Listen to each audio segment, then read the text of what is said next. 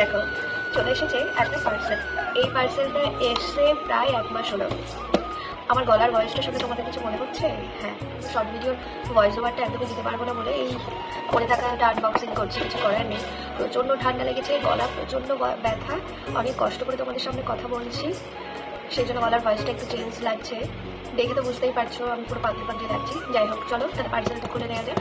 কী আছে এতে গুপ্তধন? আসলে অর্ডার করেছিলাম, আমি সেটা ভুলেই গেছি যে এর মধ্যে কী আছে। আর অনেকটা দিন হয়ে গেছে, পরেই আছে, আনবক্সিং আর করা হচ্ছে না সময়ের অভাবের জন্য। চলো জিনিসটাকে আনবক্সিং করি, তোমরাও দেখো আর আমিও একটু সেই সাথে দেখি। অর্ডারটা করেছিলাম ফ্লিপকার্ট থেকে। আইডিয়া করতে পারছি না, ভুলে গেছি যেহেতু। তবু চলো, আর ধৈর্য মানছে না।